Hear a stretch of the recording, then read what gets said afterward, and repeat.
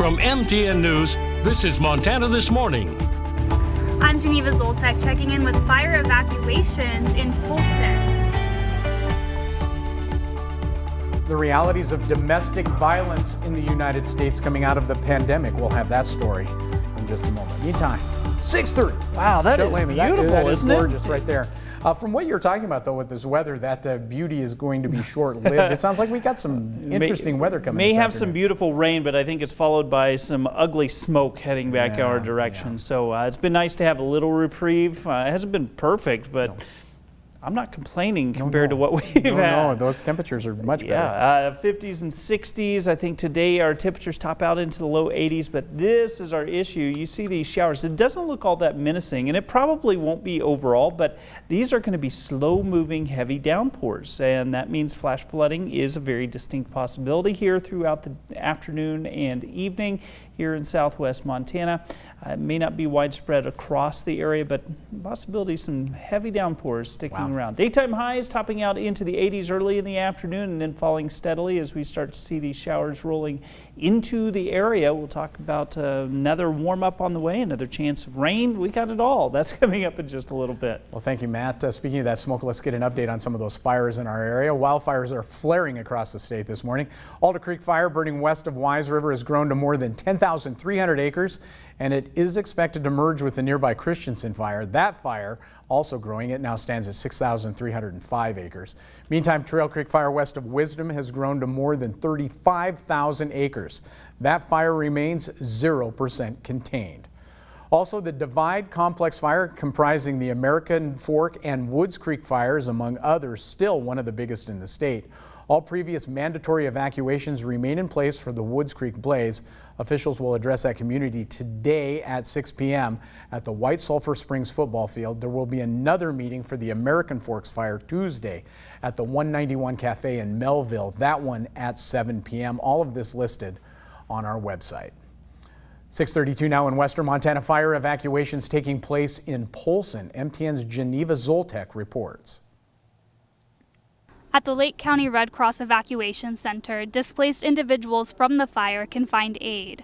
My mother and I had to evacuate probably about 3:30, 4 a.m. Kian McRae told MTN News he did not get a knock on his door from authorities, but decided to self-evacuate. It was really hot last night, and you could smell the smoke, and then I was seeing embers down in Finley Point last night, ashes. He said they will need to shelter again tonight and that his friends at the fire line are communicating the damage. He said, Kian, I've never seen fire act like this before. He said it's different than from years, like 10 years ago, you know. The fire concern changed drastically overnight. We were put on standby. 11:30, we're called out to set up the shelter. Volunteers and authorities are on their toes meeting changing needs. The facility currently has space for about 150 people and is at around 50% capacity. If needed, Red Cross will open a second location. From last night to now, it's absolutely rapidly evolving. For evacuees that have animals, Lifesavers Animal Rescue is on the scene. I've never had to do this. This is sort of just meeting the needs of this evacuation. The shelter does not accommodate pets, so foster homes are on standby for those in need, along with crates, leashes, and other supplies. The community support during this time is abundant. I've had an equal number of people stop to ask what we need as people who have stopped because they needed something. Now, organizers say they expect the need to house more evacuees will only grow as that fire expands. In other headlines, the White House says the past week has been the strongest week of first-time vaccine doses being administered since early June. With the president set to give another update on vaccinations tomorrow, what's unclear is whether any new mandates or public health orders will be enacted or suggested this week.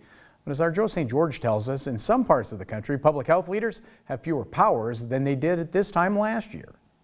Masks are back and mandates are increasing as the Delta variant continues to surge across the country. Cases will go up further before they start to come back down. While the federal government and the CDC certainly have the ability to enact public health orders, many of the restrictions in your community that were in place last year, for instance, came at the hands of local health departments or governors. But across the country, many of those leaders actually have fewer powers today than they did this time last year. According to the Network for Public Health Law, at least 15 states have passed or have considered measures to drastically undermine the authority of public health agencies to save lives. For instance, in Florida, the legislature or governor can now override any local health mandate if they think it violates civil liberties. A similar law is now in place in Ohio, where the state legislature is now allowed to override public health orders by the governor or health department. In Indiana, local governments cannot impose restrictions more stringent than those issued by the governor. In Utah, the legislature can now override emergency health orders too. In Montana,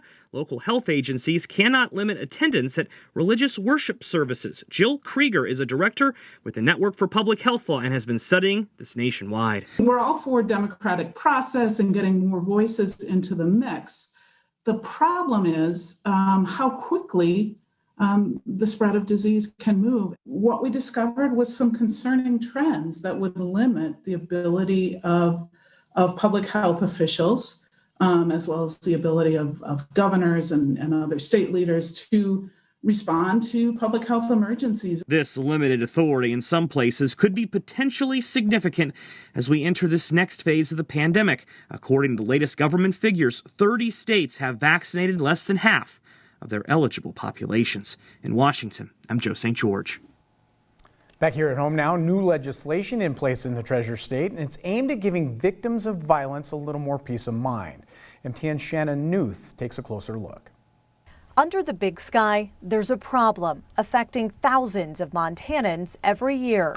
Not a lot of people want to talk about domestic violence or sexual assault or stalking. However, the problem is continuing to rise. According to the Montana Department of Justice, law enforcement responded to more than 4,000 cases of domestic violence in 2019. That averages out to an act of domestic violence like assault, strangulation, or stalking every 2.5 hours. It's a problem that's only gotten worse during the pandemic.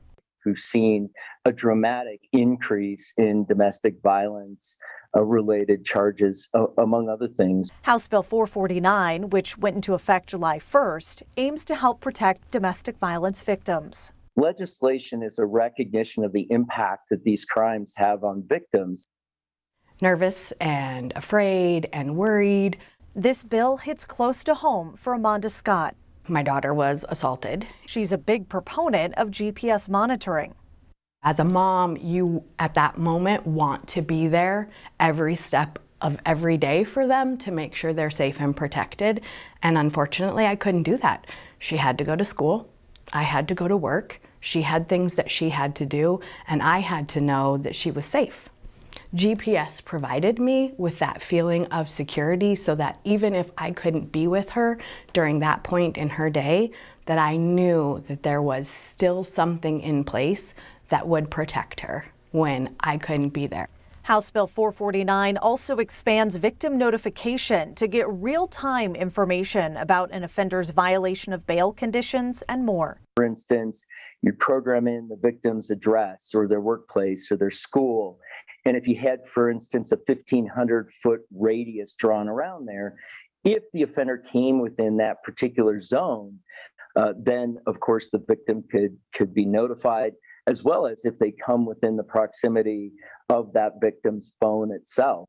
Pinsky, along with Cascade County Sheriff Jesse Slaughter, see benefits of the bill inside detention facilities. The other thing it could potentially do in the future moving forward is it could reduce jail population and jail overcrowding for those pretrial offenders. The burden of paying for GPS monitoring falls on the defendant. They all have a constitutional right to bail. Everybody who is charged with a crime is innocent until proven guilty. There's two sides to every story. However, we do have to ensure that we maintain public safety during that transition, and I think this is a good step. The biggest takeaway from House Bill 449, added protective measures for victims. I'm super excited to hear about the legislation and the potential that it has for those folks that sometimes feel like there's no one in their corner and that nobody can protect them. In Great Falls, Shannon Newth, MTN News. All right, thank you very much, Shannon. 6:39. We are going to take a break. The rise of Delta COVID variant seems also to be leading to more people getting vaccinated. Coming up, find out how much the vaccination rate is up and how many in the U.S. are now fully vaccinated. But first, let's take a look at what's happening at 7 o'clock on CBS This Morning. Good morning ahead on CBS This Morning. For the first time since February, the country's seen more than 100,000 new COVID cases. We'll ask the U.S. Surgeon General about vaccine effectiveness and breakthrough cases. Also, a CBS News investigation into spending by the National ASPCA is raising questions about how millions of dollars in donations are being used. Hear where we found the money is going. And the quest by the U.S. women's soccer team for gold ends in disappointment. Plus, gold medalist Carissa Moore joins us to talk about her historic win in the debut of Olympic surfing. All that coming up when we see you at 7.